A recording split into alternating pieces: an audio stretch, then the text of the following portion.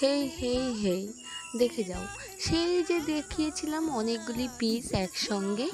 আমি আর বিশ্বাস করো, একটি ভিডিও আপলোড করারও টাইম পাইনি। সেখান থেকেই এই প্রথম ব্লাউজটি তোমাদের সঙ্গে নিয়ে চলে এলাম। এটি একটি বোম্বে কাট ব্লাউজ হবে।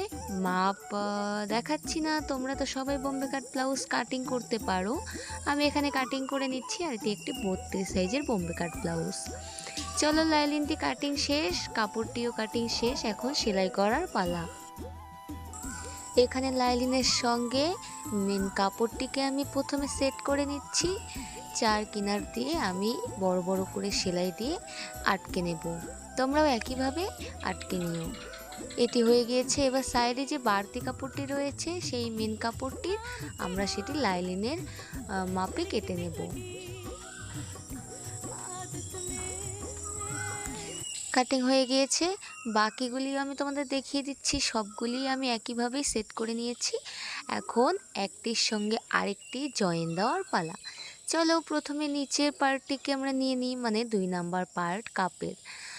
একটি ছোট্ট করে টেকিং দিয়ে দিব, 1/2 ইঞ্চি মতন গ্যাপ দিয়ে, ওপর থেকে 1/2 ইঞ্চি মতন গ্যাপ দিয়ে একটি টেকিং দিয়ে নিলাম।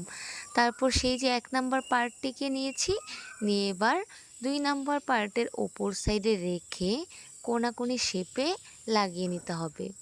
এটিকে লাগানোর পর একটি কাপ হয়ে গিয়েছে।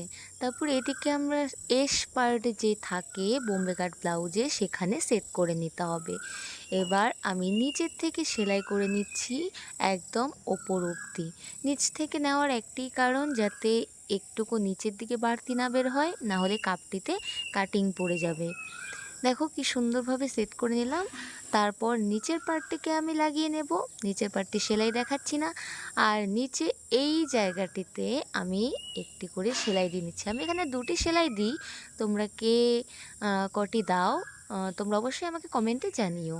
তো এখানে আমি 2টি করে সেলাই দিয়ে নিচ্ছি, খুব সুন্দর হয়, বিশ্বাস করো, তোমরাও দিয়ে নিও। দেখো, আমার ব্লাউজটি প্রায় কমপ্লিট, সামনের একটি পার্ট, বাকিগুলি আমি কমপ্লিট করে তোমাদের সঙ্গে শেয়ার করছি।